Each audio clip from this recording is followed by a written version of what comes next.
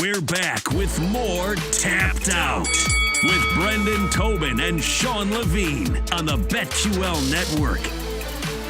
Welcome back into Tapped Out here on the BetQL Network. That's my co-host, Brendan Tobin. I am merely the sports machine, Sean Levine. And let's welcome on the birthday boy. I don't know. He looks no older than 77, 78 years old. He is J-Rod. He is Jim Rodriguez joining us here back on Tapped Out. He is inside of T-Mobile getting ready for the Errol Spence versus Terrence Crawford fight. Before we get too far into it, how big of a fight is this, man? Just kind of lay it out for us. Well, fellas, I mean, they're saying fight of the year. This is what we're saying. You've got two guys that are in the top 5 pound per pound, both undefeated, trying to be undisputed at 147. It's never been done at 147. Crawford trying to become the first man to be undisputed in 2 weight classes. So it's a pretty big deal. Bud and Errol, Bud left top rank so he could make this fight. That's how much he wanted it. So we're pretty excited, and hopefully it lives up to the hype. J-Rod, this is such a tough fight to bet, man. Like the odds are close. These fighters are close. I don't know where the fun is to lay the money on this one. Like, what intrigues you the most, kind of like looking over things with this as far as these two? Because I mean, they're both damn good. It's rare I go into a fight like I don't have a strong opinion of who I think is going to win, because I think, man, they both could do it. Yeah, it's funny, checking BetMGM today was minus 150 for Crawford, plus 138 for Spence, 14-1 for a draw. So that they got my money. I always like to bet a draw when it's 14-1. I think the value bet is Crawford by decision. Crawford by points. That's what I'm going to bet on. I don't think we're going to have a knockout. I don't think both guys, even though Spence does have knockout power, I don't think we're going to get to that point. But I like Bud going the distance. J-Rod, how much is this a step up in competition, really, for both these guys? Yeah, I mean, listen, we always look at the common fighters. They both fought Kell Brook. They both fought Sean Porter. I think it's a situation where we've wanted to see this. We saw Errol Spence against Yordanis Ugas in Dallas at AT&T Stadium. And Spence, to me, didn't look that good. He won the fight because of a stoppage, because he closed Ugas's eyes. He didn't look that good. In fact, I thought Ugas let him off the hook, if you can call it that. He had him up against the ropes, and he didn't continue punching and hitting. I don't know if he thought the referee was going to stop it. It was kind of a weird situation. I think for Crawford, it's a necessary fight for him more than anything. He's 35. He's at maybe on the back 9 of his career. He needs this to solidify what probably is a Hall of Fame career. For Spence, it's continuing what will be a Hall of Fame career. And like the idea that Spence is already talking about the idea that he's ready to move up. He's tired of 147, tired of the cut. Does that give you any worry on him too? That like this is, not only a battle against, Terrence Crawford, but a battle against the scales. Not that he won't make weight, but that, he is tired of this weight cut. It's always interesting to me, and you guys know, covering the fight game, when fighters are talking about other things other than the fight. You don't want to get the horse, the cart ahead of the horse. But yeah, if you're talking about moving up to 154, if you're talking about other things and not talking about what's in front of you, that's a little odd to me. Me personally, I'm taking Bud in this fight. I think Crawford is hungrier. I think he needs it more. I think it's more of a career defining for Crawford than it is for Spence. Errol's a weird cat, man. You just wonder where his head is at half the time, right? Talking a little boxing with the cigar snob himself, Jim Rodriguez on the BetQL Network. You mentioned number 1, Bud Crawford, number 4, Errol Spence. If Errol wins this fight, does he become the number 1 pound-for-pound fighter in the world? I mean, what did Ric Flair say? To be the man, you got to beat the man. And if he beats the man, I don't know how you can take it away from him. I mean, 147 is the sexy. It's the sexiest division. We always talk about the heavyweights. We talk about Canelo at 168. I think 147 is out of control right now with the amount of talent. And so you would think the pound for pound would come from that. And I think a lot of it, there's so many subplots, undisputed, undefeated, and then to be pound for pound. I think the winner of this is pound for pound. Do you think there's any extra motivation based on what happened this week with Inoue, having the performance that he did, that some people are starting to hop on him as the number one pound for pound guy. Do you think that that could be a motivating factor for either one of these guys to really put their stamp on this fight, make sure it's not only a win but an exciting win? Yeah, it's funny. I almost wonder if they even know that Inoue fought a couple days ago. You know what I mean? I didn't. 5 a.m. My guys from ESPN Latin America were up at 5 a.m. calling that fight. It's crazy. A lot of cafecito for that fight.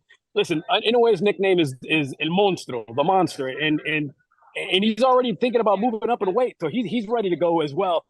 I mean, I think Inoue's problem is it's almost you need to see him fight in the U.S., right? You need to see him fight here to really get the love and attention that he deserves. I still think it's Spence and Crawford fighting for pound for pound.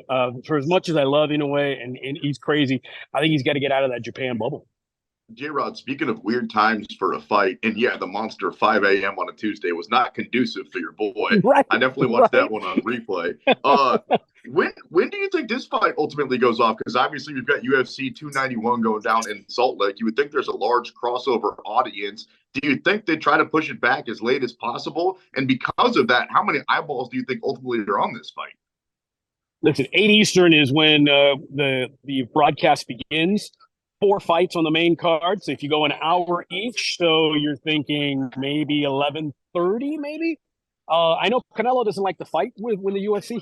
He likes to wait till the UFC's over, the main event. That was crazy. We all remember that the Kovalev fight where he literally said, "I'm not fighting until the BMF fight is over." I think 11:30 Eastern. And that's the beauty. And Tobin knows this about being in Vegas. You're done by 9 o'clock, man. You're done by 10 o'clock. That's the beauty of being on the West Coast. Man, my clock has been all warped up this weekend, man. It's been it's all over the bells, place. my friend. 7 bells for you doing your show. That's early. It was early, but it's fun being out here for sure. It's worth it. Jim, the big heavyweight picture right now. We got Usyk fighting in a couple weeks. AJ, is going to be back in the ring soon. We don't have Wilder yet, but Tyson Fury is going to be fighting Francis Ngannou. What do you think is the big shakeout for you right now with the heavyweight division? It looked like we were going to go towards undisputed. We're not right now, but maybe we will. Where do you think the heavyweight division's at right now? Listen, I don't call me until we get Fury Usyk. That's what I want to see. I don't want to see Wilder Fury again. I don't want to see Fury. I mean, Ngannou Fury will be interesting just because at least there's a novelty of it. We talk about Wilder Ruiz, which would be kind of cool. But again, I want to see Fury Usyk. That's what we all want to see. Canelo kind of started this undisputed sexiness, and I think it's good for the sport because it brings more casual eyeballs. I'm really not interested. Not interested until we see Fury Usyk. Give me what I want. And again, we've talked about it before. That's what makes the UFC so good because whether you like it or not, in 6 months you're going to see the fight you want to see. And it just doesn't happen in boxing. That's why it makes this fight, Crawford Spence, so remarkable because Bud had to leave Top Rank to make this fight happen. There's so many hoops you have to jump through to get a fight like this. And I credit to both guys for making it happen. J-Rod, do you think there's more interest in this fight than there was the Tank Davis Ryan Garcia fight? That's a good question. I don't know. I think Tank and Ryan Garcia had the influencer factor. I've had the Instagram factor. I don't know if there is that influencer factor here. This is more for the people who love boxing, who understand the sport and are passionate about the sport. It'll be curious to see how many casuals come to the pay-per-view, come to the event. I mean, for example, my wife, who couldn't give a flip about boxing, knew about Tank and Ryan Garcia. So that shows you everything you need to know. Is there anything in fight week that would be important to you? Like it's been a pretty respectful buildup. So heated press conference, a weigh-in stare down, anything of that stuff that will influence, or do you think that there's nothing that can happen that will take you off of thinking Bud Crawford's going to win this fight? Unless I see Bud, limping or minus a limb, something like that. I think to me, I'm still with Bud. We'll see what the cut looks like. We'll see what the rehydration looks like. I think the one thing that I'm looking forward to is Pitbull Cruz. He is an angry dude. He wants Tank Davis, and he's going to rampage through everyone to get to that. I think you may see some fireworks at the weigh-in. You may see some fireworks definitely at the fight. He he's like a drunken bar guy, right? With skills. He just goes out and beats the crap out of people, and he's a bulldozer. I can't wait to see Pitbull. Dímelo. We got a couple of minutes left with Jim Rodriguez here on Tapped Out. You said you don't expect a knockout, but these two dudes do have 50 combined knockouts between them. So ultimately, I imagine if somebody ends up getting knocked out, you're not going to be too surprised. Right. I mean, I think for if Bud wins this fight, he wins it. He wins it because of points. He wins it because of decisions. I think that's how he wins this fight. If he goes in there slugging, listen, he's older. He's got the distance. He's shorter. He's faster. So I don't think his game is. I don't think his game is to slug. I think his game is to get those points and bring him out into the deep waters. And I think for Spence, I think he wants to slug. I think he wants to get into a bar fight with him. If Crawford does come out on top, Jim, yeah, they'll have to do the rematch, all that. That's seemingly where it would go. But let's just say Terrence Crawford does get the better of him. What do you think his future is? Because he's not like Errol, where he's dying to get out of the weight class. Do you think he sticks around? Does he fight a Boots Ennis? Does he just stay king, or do you think that maybe a couple Spence fights and he calls it a career? What do you think is the long-term future for Terrence Crawford? I think Bud's like we mentioned. I think he's on the back nine. I think that he needs this to solidify what is a Hall of Fame career. I think maybe a defense or two at 147, and that'll be it for him. I think he's accomplished everything that he needs to accomplish, and again, he'd be the only man to ever be undisputed in two different weight classes, which is impressive. And at that point, I don't know what else is left. J-Rod, before you get out of here, you mentioned how even the odds are, and they've basically stuck that way since this fight got announced. How do you see the public money coming in, especially on fight night? Because generally, Terrence Crawford gets a lot of that walk-up money.